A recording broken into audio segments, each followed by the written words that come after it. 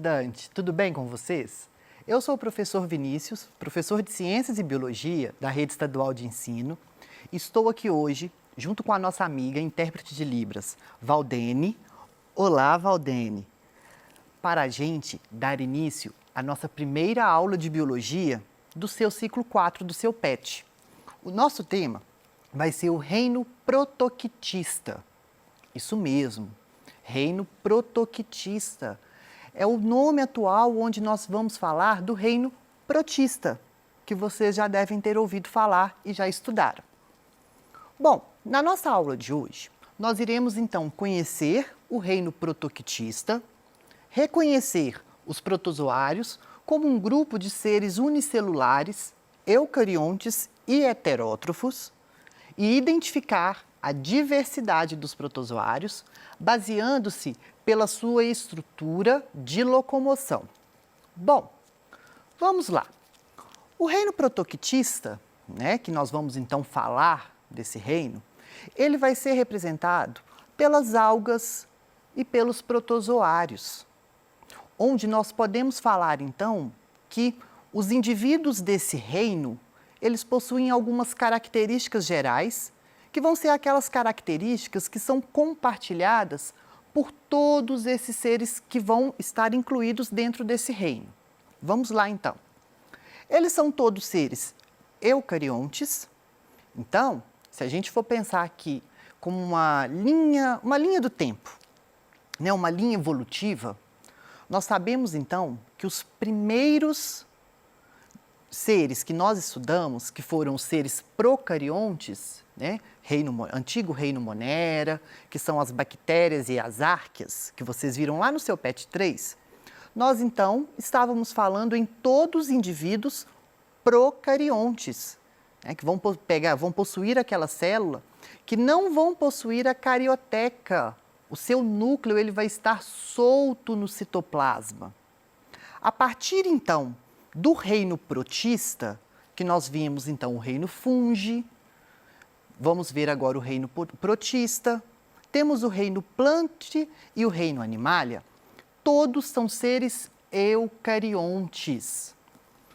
Eles podem ser então os representantes do reino protistas heterótrofos, como é o caso dos protozoários, autótrofos ou então mixotróficos. Autótrofos são aqueles seres que vão realizar a fotossíntese, como é o caso então das algas, e os mixotróficos são um grupo de seres que nós vamos falar dele daqui a pouquinho. Eles podem ser aeróbicos ou anaeróbicos. Quando eu falo então que são seres aeróbicos, são aqueles seres então que vão respirar, vão necessitar então do oxigênio para fazer a respiração celular. Seres anaeróbicos vão ser aqueles seres que não vão necessitar, eles vão fazer essa respiração celular na ausência do gás oxigênio. Podem ser uni- ou pluricelulares, como as algas, aquelas algas que a gente vê no mar, aquela alga que a gente, que quando você vai comer o sushi, aquela alga que enrola o bolinho de arroz. Então, ela é uma alga pluricelular, está incluída dentro do reino protoquitista. Mas a maioria dos representantes desse reino são seres unicelulares. Eles podem ser de vida livre, coloniais, vivem em colônias, ou eles podem ser simbiontes, que vão viver em simbiose aí com outros seres, igual a gente viu quando a gente estudou o reino fungi, nós vimos líquens, A associação, então, essa simbiose entre um fungo e uma alga, que vai ser representante desse reino, aí é um exemplo clássico de simbiose. Eles podem também, existem algumas espécies que vivem em mutualismo, como é o caso de alguns protozoários, que vivem no intestino do cupim e que vão ser responsáveis, então, em fazer essa degradação da celulose. Então, isso é um tipo, então, de mutualismo e é um representante do reino protista, que vai ser um protozoário. Tem também aqueles protozoários que vão ser o quê? Parasitas. Vão causar doenças, malária, doença de Chagas, toxoplasmose. Então, são todas essas doenças, então, causadas por parasitas, né, são protozoários que têm esse poder, então, patogênico.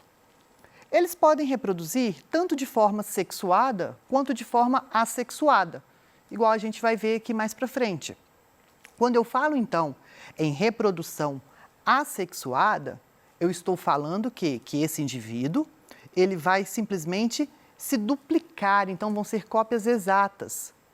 Quando eu falo que é uma reprodução sexuada, eu estou falando que há troca de material genético.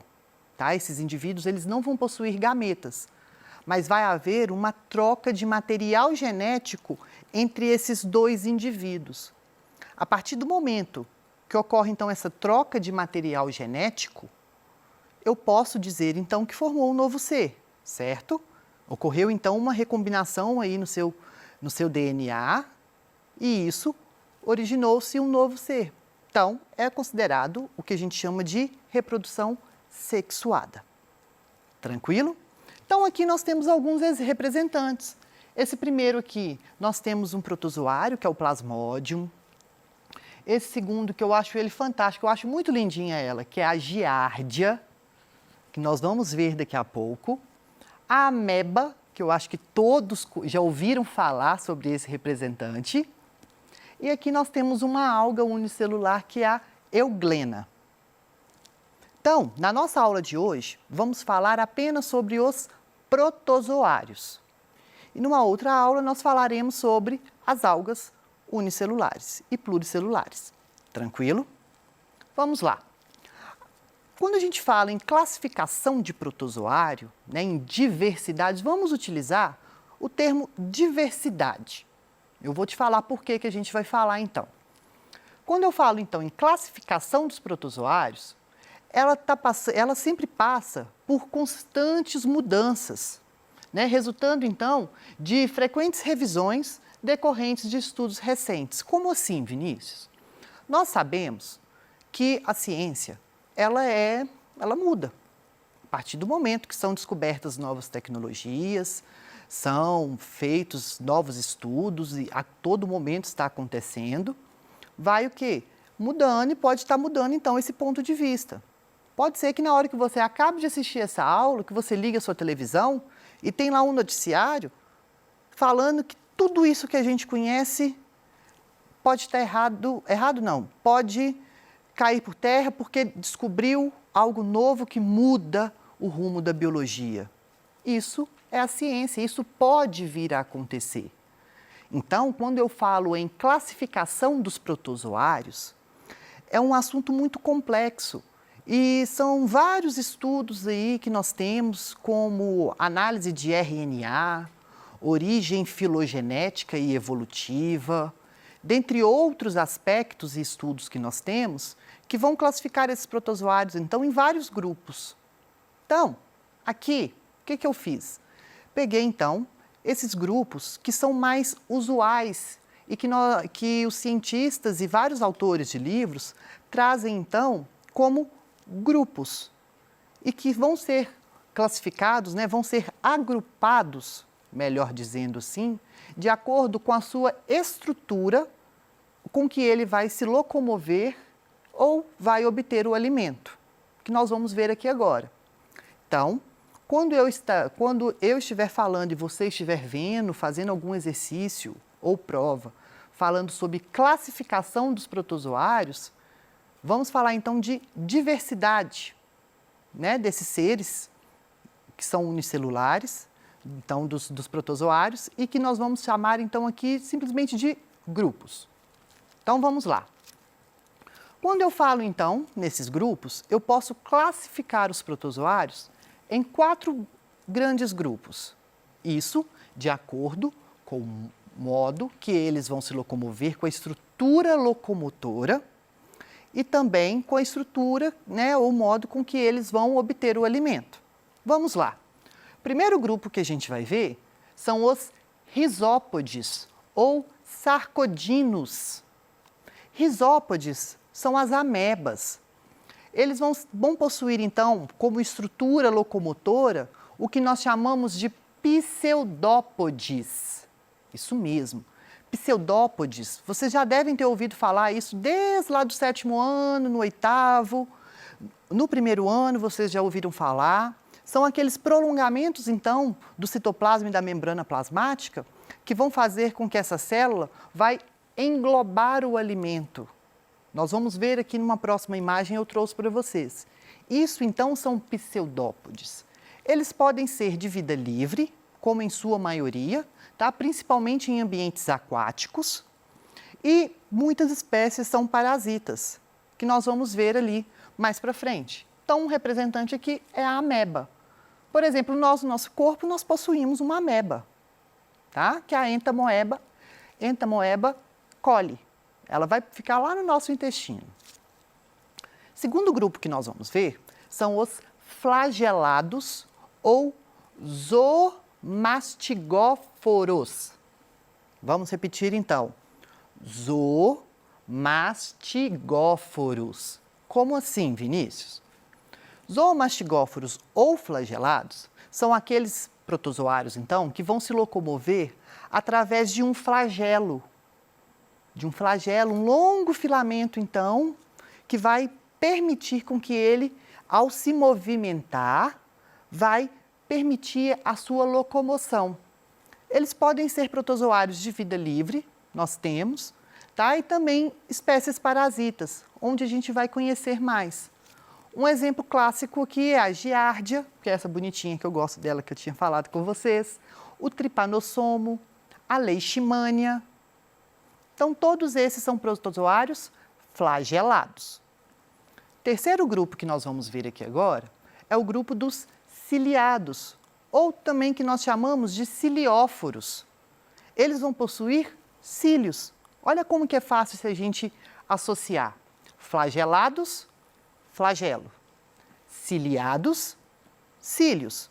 Eles são espécies de vida livre, a maioria das espécies são de vida livre, de ambientes aquáticos, como, por exemplo, aqui a gente tem o paramécium, e algumas espécies são parasitas, tanto humano quanto parasita de outros animais. E o último grupo que a gente vai ter são os esporozoários ou apicomplexos. São aqueles protozoários que não vão possuir nenhuma estrutura de locomoção, e todas as espécies pertencentes a esse grupo são endoparasitas. Vinícius, nome novo. Endoparasitas. O que são endoparasitas? São, então, aqueles seres que vão parasitar o interior do indivíduo, o interior da célula.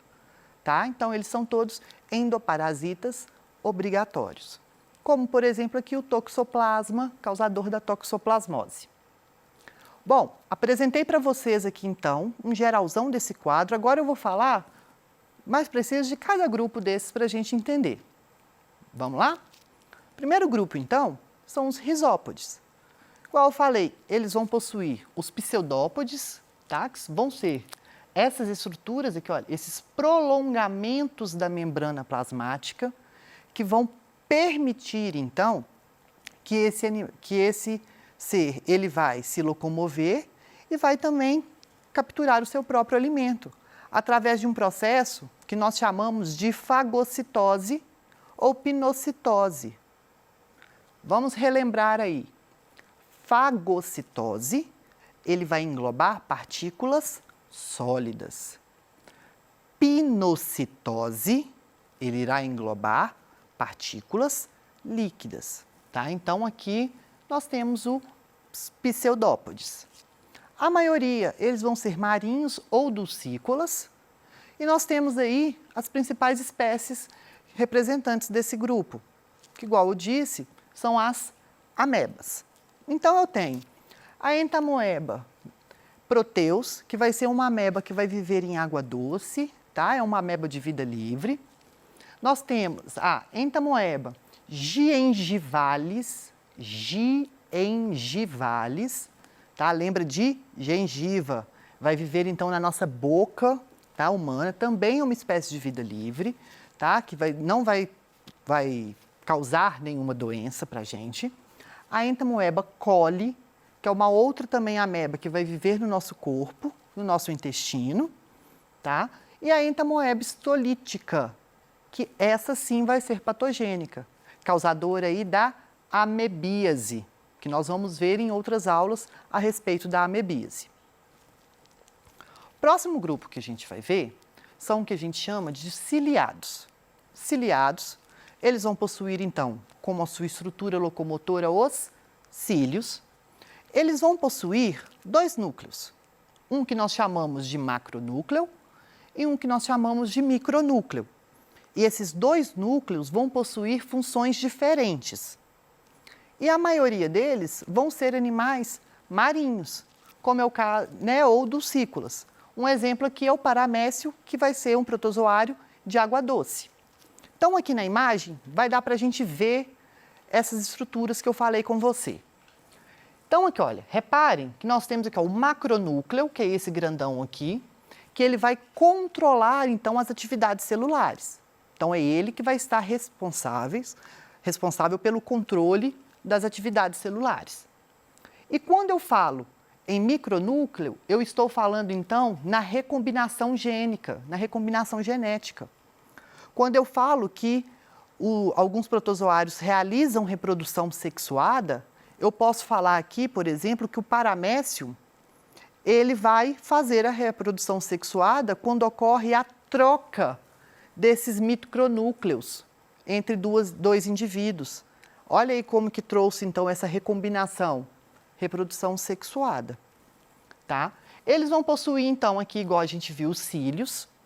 Por serem animais de água marinhos, né, de água doce ou marinhos, igual as amebas, eles vão possuir, então, uma estrutura, uma organela, que nós chamamos de vacúolo contrátil.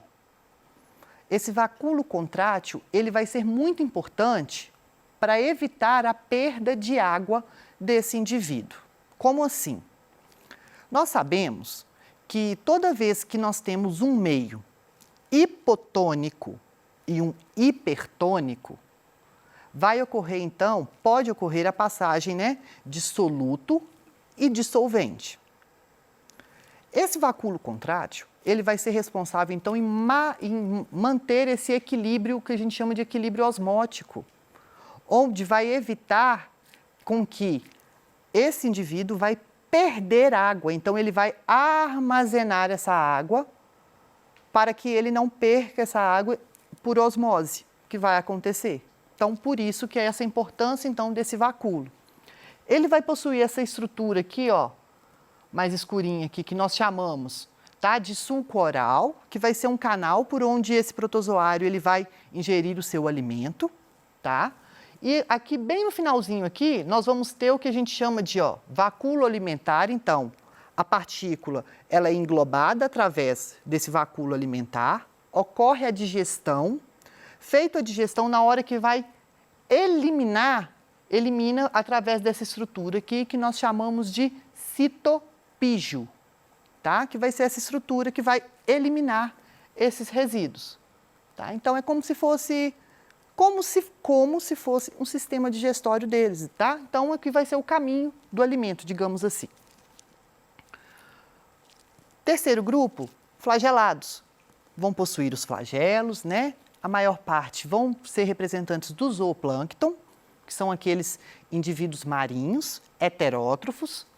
Eles podem ter espécies mutualísticas, igual eu falei com você, e muitas espécies são parasitas, como as causadoras de doenças, Trypanosoma cruzi, da doença de Chagas, Trypanosoma gambiense, né, que é causador da doença do sono, Giardia lamblia, que é a bonitinha, ela é causadora da giardíase, Trichomonas vaginalis, causador da tricomoníase, que é uma infecção sexualmente transmissível, e a Leishmania brasiliensis, causadora da leishmaniose.